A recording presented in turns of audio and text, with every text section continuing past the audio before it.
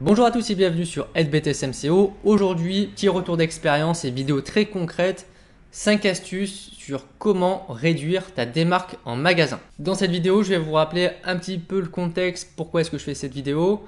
On verra ensuite 4 astuces pour réduire votre démarque connue, donc autrement dit la casse, et une petite astuce pour réduire très simplement votre démarque inconnue. N'oubliez pas de vous abonner si ce n'est pas le cas, et puis en description, vous avez des liens vers SBTS MCO et tous mes contenus pour pouvoir réussir votre BTS. Alors tout d'abord, cette vidéo elle est très adaptée si vous êtes dans le secteur alimentaire. Donc si vous êtes dans une supérette, dans un supermarché, un hypermarché, cette vidéo elle va vraiment vous aider. Pourquoi? Parce que le gaspillage alimentaire c'est un enjeu majeur dans la grande distribution. Alors tout d'abord parce qu'il y a une question bien sûr éthique de développement durable et le développement de l'image de l'enseigne vis-à-vis de la gestion de ces déchets et du gaspillage. Et également, il y a des pertes financières colossales. Il y a tout un enjeu derrière en tant que manager pour pouvoir réduire au maximum la démarque. La première astuce pour pouvoir réduire ta démarque, donc la casse, ça va être déjà de limiter les stocks que tu as dans le rayon. Pourquoi? Parce qu'il est inutile d'avoir plusieurs produits avec des mêmes dates dans le rayon. Donc là, je m'adresse notamment aux produits frais. Dans les produits frais, on a un gros problème, c'est bien sûr des dates de péremption sur les produits qui sont plus ou moins courtes. Et donc des fois on se retrouve à avoir une certaine date en rayon, on reçoit un colis avec une date différente et on a tendance à dire qu'on va mettre par derrière le produit. Le problème c'est que les consommateurs ils le savent et donc ils vont chercher derrière la date la plus longue. Si jamais vous estimez que dans votre rayon, vous avez suffisamment pour tenir la journée, ça ne sert à rien ce produit-là de le mettre directement en rayon parce que il va partir en premier avant la date la plus courte. Donc il vaut mieux laisser passer peut-être une journée ou une demi-journée, puis après derrière mettre le produit lorsqu'on va traiter le stock. Ça va limiter la casse parce que toutes les dates les plus courtes vont d'abord partir avant les dates les plus longues. Malheureusement, le client il est extrêmement malin et lui il a compris également comment est-ce qu'on faisait notre rotation des stocks. Donc il va chercher derrière naturellement, c'est ce que beaucoup de personnes font. Deuxième astuce, pour pouvoir réduire ta démarque, il va falloir que tu travailles sur le paramétrage de tes rayons. On travaille tous aujourd'hui avec des logiciels de gestion, avec des commandes automatiques et avec du coup un niveau de stock, des stocks de sécurité, etc. Donc ça c'est la partie paramétrage. Tu vas pouvoir paramétrer, bien sûr ça dépend des enseignes. Tu vas pouvoir paramétrer dans tes stocks plein de paramètres possibles. Et notamment ce qu'on appelle le stock de présentation, c'est-à-dire le stock minimum que tu veux dans ton rayon avant de recevoir chaque livraison. Et donc forcément ça va avoir une influence sur vos commandes parce que plus le stock de présentation sera élevé et plus du coup il va commander aussi en conséquence pour pouvoir assurer ce stock de présentation. Donc ce stock de présentation il va varier en fonction bien sûr des ventes, plus il y a de ventes et plus il va falloir qu'il soit élevé pour pouvoir assurer l'intégralité des ventes entre deux livraisons. Il va falloir prendre en considération de la contenance du rayon, sur combien de facing est-ce que le rayon il est profond ou non. Il va falloir prendre en compte le colisage du produit. Donc par exemple sur des produits avec des dates qui peuvent être assez courtes, si jamais vous avez un colis de 50, c'est-à-dire 50 produits dès que vous recevez un colis, vous n'allez pas vous amuser à faire venir le colis rapidement. Vous allez attendre vraiment qu'il vous reste un ou deux produits dans le rayon et après à ce moment-là, vous allez déclencher la commande pour recevoir le colis avec 50 produits à l'intérieur. Alors que si c'est des colis de 6 ou de 10 par exemple, c'est un peu moins contraignant parce que il y a assez peu de produits dans le carton donc vous allez sûrement les écouler assez rapidement.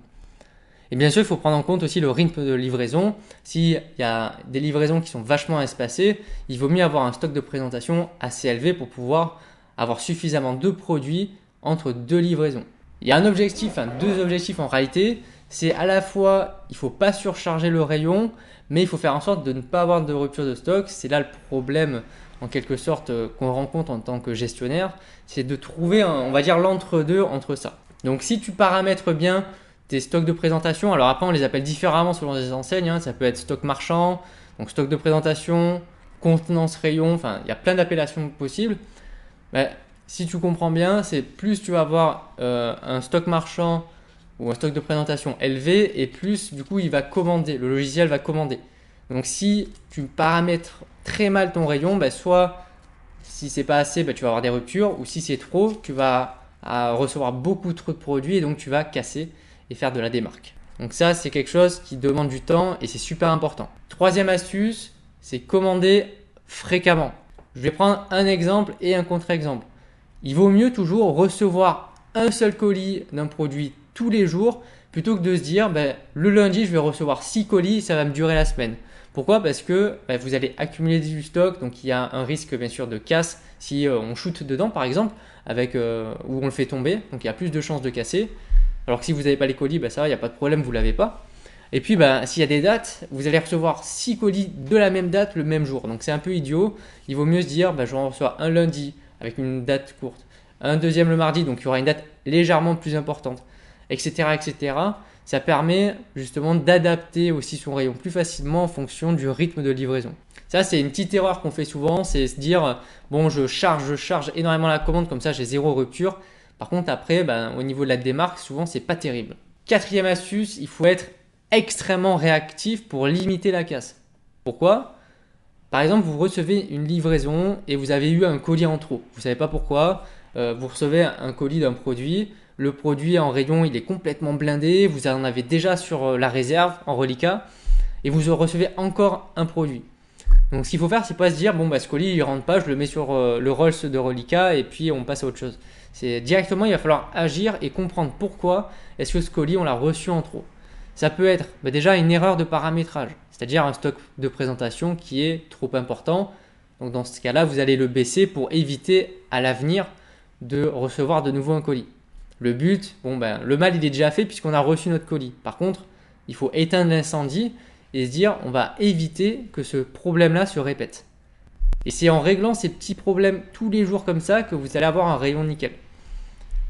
Ensuite, autre possibilité, il y a peut-être une erreur de stock. C'est-à-dire que le logiciel, il pense qu'il vous reste que 2 ou 3 produits, alors qu'en rayon, vous en avez 30. Donc là, c'est qu'il y a eu un problème dans l'enregistrement du niveau de stock du produit. Donc là, on va mettre à jour le niveau de stock pour que ça se régule par la suite. Peut-être qu'il y a aussi une erreur de livraison ou de commande. Donc un produit qu'on a commandé en trop ou qu'on nous a livré alors qu'on ne l'avait pas commandé.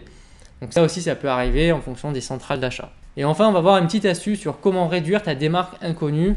Alors vous le savez très bien, il y a énormément de raisons à la démarque inconnue. Bon, il y a le vol interne, il y a le vol externe, il y a les erreurs de comptage, les erreurs d'enregistrement de casse, erreurs de prix en caisse également. Et il y a aussi les erreurs de facturation. Donc ce problème-là, il est assez facilement réglable. Et c'est comme ça que vous allez pouvoir agir sur votre démarque inconnue en partie. Il peut y avoir des erreurs de facturation, c'est-à-dire qu'on va vous facturer un produit que vous n'avez jamais reçu. Et ça arrive assez fréquemment. Donc, le logiciel, il va comprendre que vous avez reçu ce produit alors qu'en réalité, on ne vous l'a jamais envoyé. Donc, ça va vous créer des erreurs et donc ça va vous créer de la démarque inconnue par derrière. Donc, moyen très simple à ce problème-là, ça va être de contrôler systématiquement vos réceptions. Alors, soit sur ce que vous avez reçu sur votre palette, ou vous pouvez éditer ce qu'on appelle des BL ou des factures et vérifier ce qu'on vous a facturé par rapport à ce que vous avez mis. La mémoire de court terme fonctionne bien encore à ce moment-là, donc on se rappelle et on identifie les dysfonctionnements. Et si jamais on est facturé un colis sur un colis qu'on n'a jamais reçu, là on va pouvoir faire une réclamation pour obtenir un remboursement, ce qui va éviter la démarque inconnue derrière. Donc par une action extrêmement simple, on peut déjà réduire sa démarque inconnue. On arrive à la fin de cette vidéo, c'était 5 conseils pour réduire votre démarque. Alors il existe énormément de conseils supplémentaires qu'on pourrait donner pour réduire votre démarque. N'hésitez pas en commentaire à me dire quelles sont vos astuces pour pouvoir réduire votre démarque. Ça me fera vraiment plaisir d'échanger avec vous sur vos techniques et puis d'en débattre un petit peu également. Merci à tous et on se retrouve très vite pour une nouvelle vidéo. Bye!